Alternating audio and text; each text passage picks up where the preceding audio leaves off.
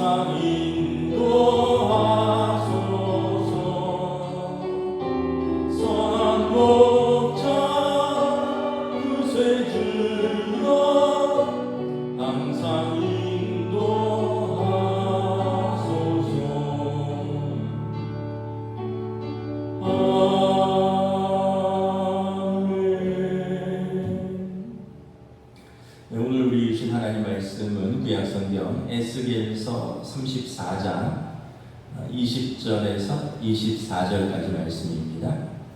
에스겔서 34장 20절에서 24절까지 말씀입니다.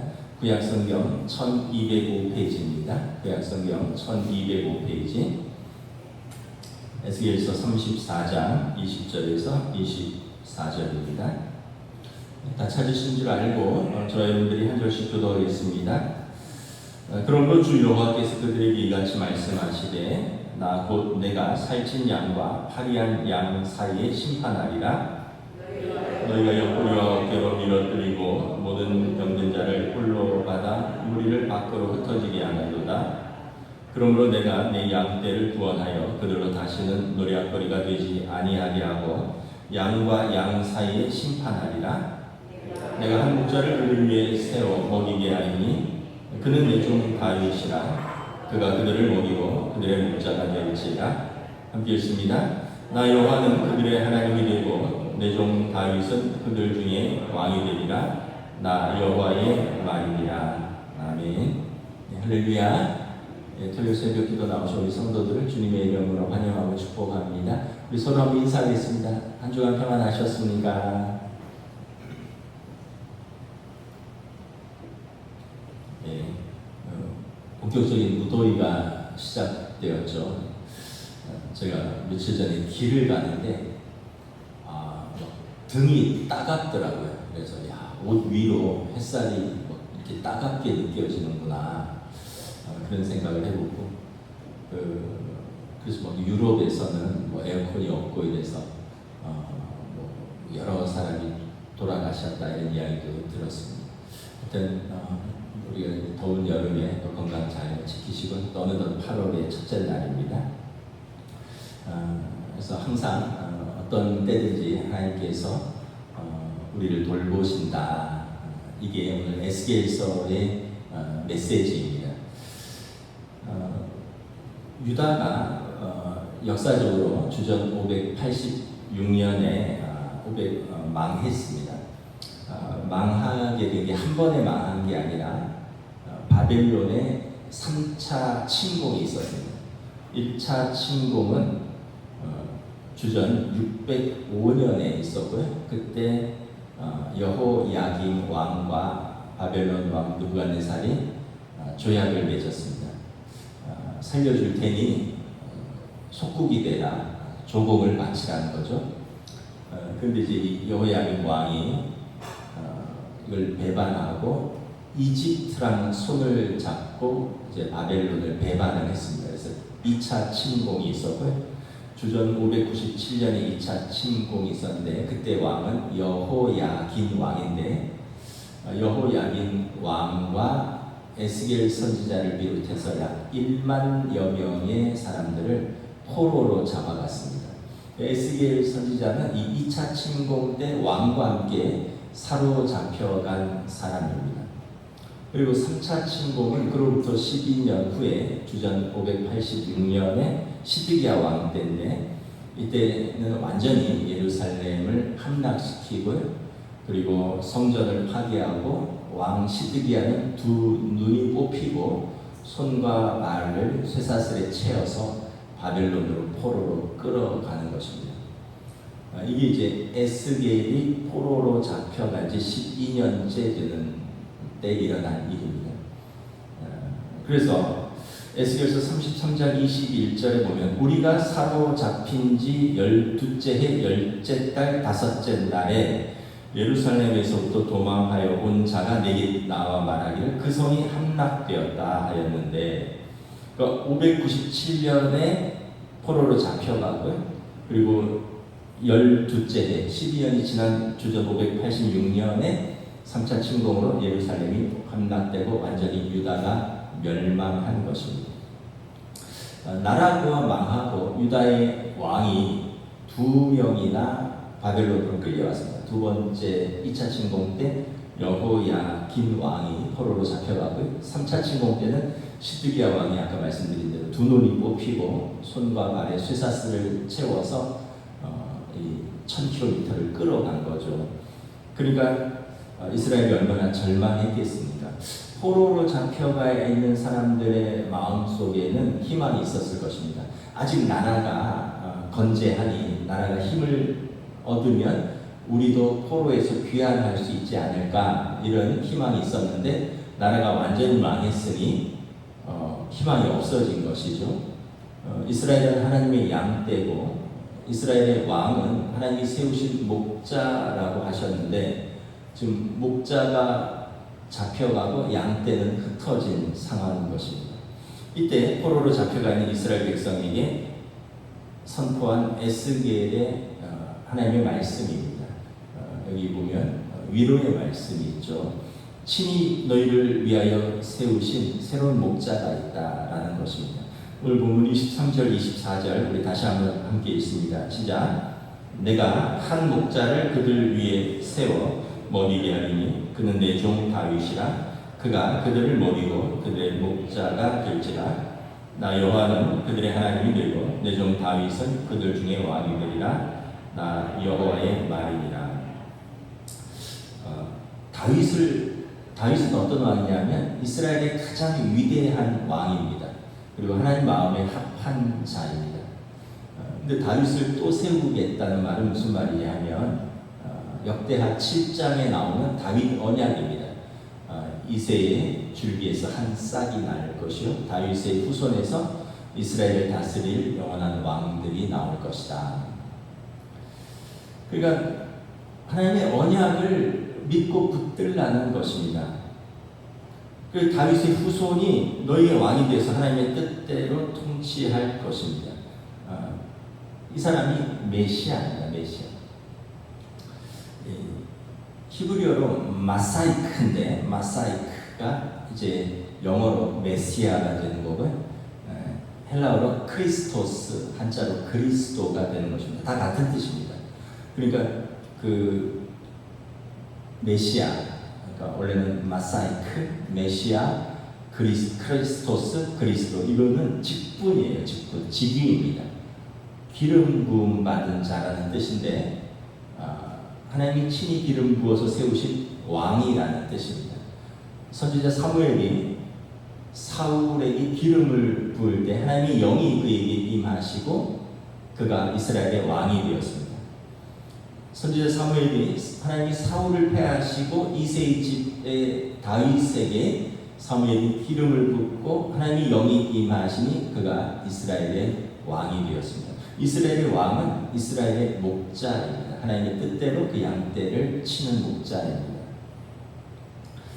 다윗 언약을 따라 다윗의 후손으로 하나님의 기름 부으심을 받은 이스라엘의 왕, 목자가 참 목자가 오실 것이다. 이게 이제 메시아 예언을 에스겔 선지자가 다시 확인하는 것입니다. 그 메시아는 예수 그리스도입니다. 예수는 이름이고요. 그리스도가 직위입니다. 직분입니다. 기름 부음을 받은 자, 크리스토스, 히브리어로 메사이크, 메시아.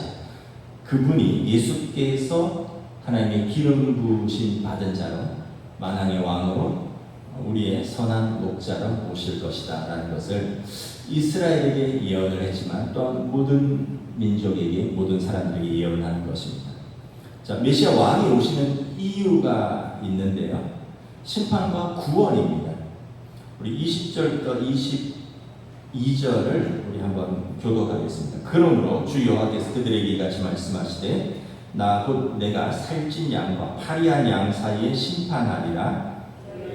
너희가 옆구리 어깨로 밀어뜨리고 모든 병든 자를 뿔로 받아 무리를 밖으로 흩어지게 하는도다. 함께 읽습니다. 그러므로 내가 내 양떼를 구원하여 그들로 다시는 노략거리가 되지 아니하게 하고 양과 양 사이에 심판하리라.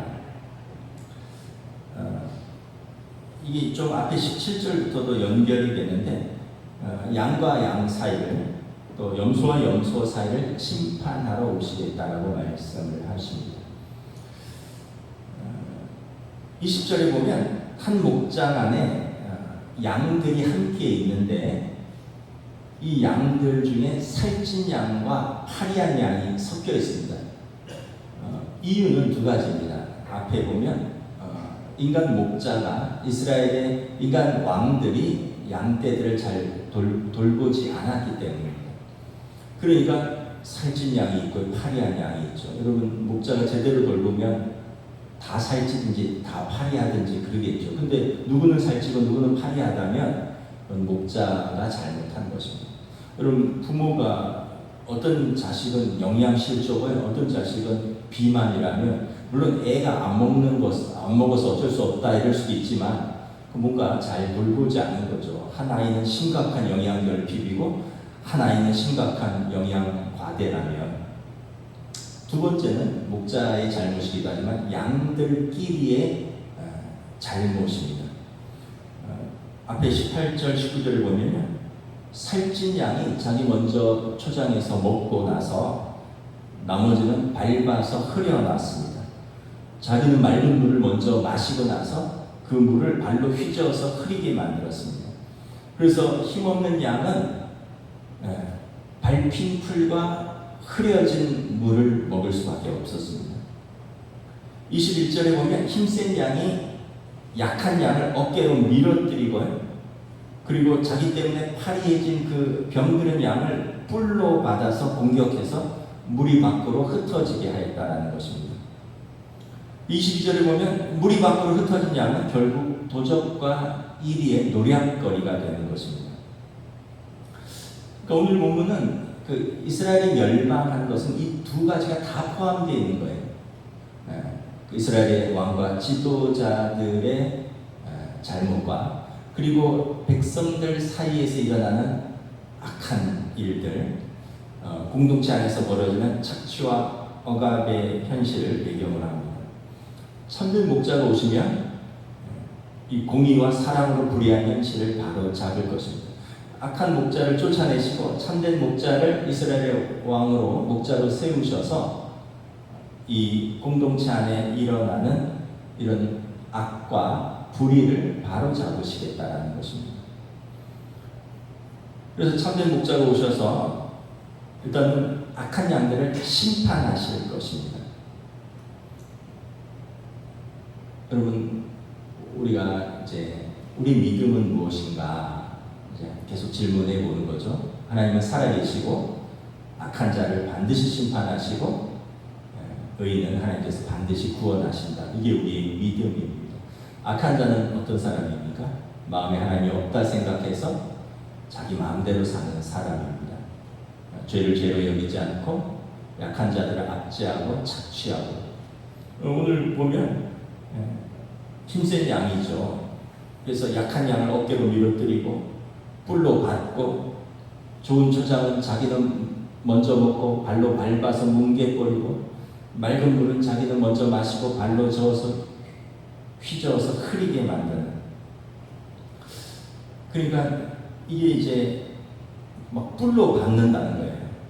그러니까 앞에서 좀 초장을 발로 밟아 뭉개뜨리고 또 맑은 물을 마시고 물을 흐리게 하는 것도 악한 것인데, 더 적극적으로 어깨로 밀치고 뿔로 받아서 공격한다는 것이 이 무엇일까? 이 사회에서, 나라에서, 직장에서, 공동체 안에서 힘과 자원을 가진 사람들이 약한 자들을 밀어내는 것입니다. 더 나아가서 공동체 안에서 적극적인 혐오와 배제를 하는 것입니다.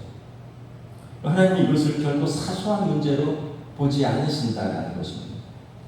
이렇게 보면 사회가 약한 사람들은 계속 반복해서 당하는 약함이 있어요. 그리고 이 강한 사람들은 그걸 이용해서 더 권력을 더 쌓고 부를 쌓습니다. 최근에 이렇게 뉴스를 보니까 한국 증시가 난리가 났더라고요. 그래갖고는 막 올렸다가 막 떨어뜨려서 그냥 힘없는 국민들은 너무 겁이 나서 다 팔으니까, 바닥에 떨어지니까 이제 돈 있는 사람은 외국인하고 기관은 바닥에 떨어진 걸 싹 주워갔다고 그런 뉴스가 나오더라고요. 이게 그냥 일반적인 현상입니다. 약한 사람에게는 겁을 줘서 더 겁나게 하고, 그래서 있는 것도 던지게 하고, 그래서 두려운 가운데 있고, 강한 사람은 그때 그냥 싹 착취하고, 어떻게 보면 이게 힘의 논리다, 이게 세상의 논리다, 이게 자본주의의 논리다. 그런데 하나님의 나라는 이 논리로는 안 먹힌다는 거예요. 다행이죠. 하나님의 나라는 어떤 나라예요? 신적 역전이 일어납니다. 이 땅에 강한 자들을 부끄럽게 하고요, 지혜 있는 자들을 부끄럽게 할 것입니다. 그래서 메시아가 오시면 어떻게 돼요? 높은 산이 낮아질 것이고 구덩이가 메워져서 평평하게 될 것입니다. 눈먼 자가 눈을 뜨고 귀머거리가 듣게 되고 병자들이 낫게 되고 약한 자들이 강해질 것입니다. 그 하나님께서 이 공동체 안에서, 특별히 이스라엘 공동체 안에서 이 이방 나라의 외부의 압제자가 아니라 그 공동체 안에서 일어나는, 같은 양떼 안에서 일어나는 살찐 양, 자원과 힘을 가진 자들이 화려한 양, 연약한 자들을 밀어내고 흩어내는 이 부위를 결코 못 본 채 하지 않으신다는 것입니다. 그래서 참된 목자가 오시면 아까 악한 목자를 쫓아낼 것이고, 그리고 이 양들 사이에서도 악한 자들을 골라내서 심판할 것입니다. 22절 우리 함께 다시 한번 읽도록 하겠습니다. 시작. 그러므로 내가 내 양떼를 구원하여 그들로 다시는 노략거리가 되지 아니하게 하고 양과 양 사이에 심판하리라. 그 약한 양들을 괴롭혔던 그 힘센 양들, 못된 양들, 살찐 양들을 이렇게 따로 나눌 것입니다. 심판은 그 자체로 목적이 아닙니다. 심판은 또 구원이 동반됩니다.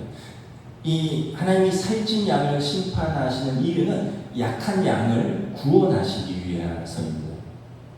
하나님의 악인에 대한 심판은 단순히 복수로 끝나는 것이 아니라 의인의 회복을 위한 것입니다. 그래서 앞에서 보면 이런 표현이 나와요. 그 악한 자가 그 악을 버리고 회개하면, 돌이키면 그 악한 자도 살리라. 그러니까 악한 자라도 회개하면 살고요, 회개하지 않으면 그 악으로 멸망할 것입니다. 메시아가 오셔서 이 하나님 나라의 신적 역전이 일어난다는 것입니다. 고린도전서 1장 26절 27절에 보면 형제들아 너희의 부르심을 보라. 육체를 따라 지혜로운 자가 많지 아니하며 능한 자가 많지 아니하며 문벌 좋은 자가 많지 아니하도다. 그러나 하나님께서 세상의 미련한 것들을 택하사 지혜 있는 자들을 부끄럽게 하려 하시고 세상의 약한 것들을 택하사 강한 것들을 부끄럽게 하려 하시며 하나님께서 세상의 천한 것들과 멸시받는 것들과 없는 것들을 택하사 있는 것들을 폐하려 하시니 이는 아무 육체도 하나님 앞에서 자랑하지 못하게 하려 하심이라. 이 세상에는 지혜 있는 자가 있고 육체를 따라 능한 자가 많습니다. 문벌 좋은 자도 많고요, 강한 자도 많고 부한 자들도 많습니다. 그런데 그들이 그것을 이용해서 약한 자들을 멸시하고 없는 자들을 패하게 하신다면 하나님께서 친히 오셔서 그 약한 자들을 위하여 강한 자들을 꺾고 스스로 지혜 있다고 하고 스스로 자랑하는 자들을 하나님께서 자랑하지 못하게 하실 것입니다. 나아가서 바벨론도 결국 멸망할 것이고 나아가서 이집트도 멸망할 것이고, 그래서 그 앞에 이스라엘이 멸망할 때 아 좋다, 그들이 망했으니 우리가 더 풍족할 것이라고 했던 그 이웃 나라들, 두로와 시돈과 에돔과 모압과 암몬과 그 모든 나라들도 하나님의 심판 가운데 멸망할 것입니다. 그래서 여러분, 우리는 하나님의 심판이 있다라는 것을 항상 기억해야 됩니다. 그러니까 악인은 마음에 하나님이 없다라고 생각하고 자기 마음대로 한다 그랬잖아요. 근데 에스겔서에 보면 눈을 만드신 자가 보지 못하겠느냐, 귀를 만드신 자가 듣지 못하겠느냐, 하나님께서 악인의 그 악한 것들을 그냥 두고 보시겠느냐라는 것입니다. 그래서 우리는 이것을 믿는 것이죠. 그래서 억울하고 또 그래서 억울하다 보면 스스로 갚으려고 할 때가 있습니다. 스스로 원수 갚으려 하다가 더 크게 당합니다. 더 강한 자를 어떻게 이깁니까, 여러분? 더 부한 자를 가난한 자가 어떻게 이깁니까? 더 약한 자가 강한 자를 어떻게 쓰러뜨립니까? 그래서 성경에 보면 하나님께 신원하는 거죠. 하나님이 갚아주실 걸 믿고 하나님께 탄원하는 것입니다. 왜냐하면 하나님은 공의의 하나님으로 악한 자를 반드시 심판하시기 때문에 그렇습니다. 동시에 하나님은 의인들을 구원하시는 하나님이십니다. 세우시는 하나님이십니다. 그래서 오늘 23절 24절에 보면 내가 한 목자를 그들 위해 세워 먹이게 하리니 내 종 다윗이라 그가 그들의 목자가 될 것이다. 내 종 다윗은 그들 가운데 왕이 되리라. 기름 부음 받은 자 다윗의 후손으로 오시는 이 예수 그리스도, 그분이 만왕의 왕으로서 메시아가 오셔서 다시 세상을 통치하실 그때에 선한 목자께서 자기 양떼들을 올바로 돌보실 것입니다. 예수님께서 요한복음 10장에서 나는 선한 목자라 양들을 위해서 내 목숨을 버리노라 말씀을 하셨잖아요. 그래서 살찐 양처럼 밀어내고 풀로 맞는 목자가 아니라 악한 양들과 힘세고 살찐 양들과 손잡고 가난하고 파리하고 병든 양을 돌보지 않는 목자가 아니라 그분은 오히려 양들을 위하여 참된 목자로서 자기 목숨을 내어주러 오셨습니다. 그래서 우리는 이 믿음을 가지는 거죠. 우리는 참된 목자를 기다리고 그리고 그 약속을 믿는 것입니다. 그래서 지금 불의한 자들이 형통한 것 같고 또 때로는 억울한 일들도 혹시 있을지라도 우리는 현재의 고난은 장차 있을 영광과 좋게 비교할 수 없고 하나님의 언약은 반드시 실현될 것이며 메시아 예수께서 다시 오실 때 주님의 재림이기도 하고 우리가 하나님 앞에 설 때 반드시 그 악과 의대로 심판과 구원을 할 것을 믿기 때문에 지금 우리는 우리의 삶의 자리에서 믿음으로 사는 것입니다. 가정에서 남편으로, 아내로, 부모로서, 자녀로서 그 청지기로 사는 것입니다. 교회에서 성도로, 직분자로 우리가 받은 직분대로 하나님을 경외하고 성도를 섬기며 우리는 성실하게 신앙인으로 사는 것입니다. 일터에서 직장인으로 또 국가에서 시민으로 우리는 이 사회에서 그리스도를 본받아 하나님의 공의를 믿고 사랑으로 섬기면서 사는 것입니다. 그래서 하나님은 어떤 하나님이신가를 성경은 계속해서 말씀합니다. 악한 자의 하나님이 아니시다.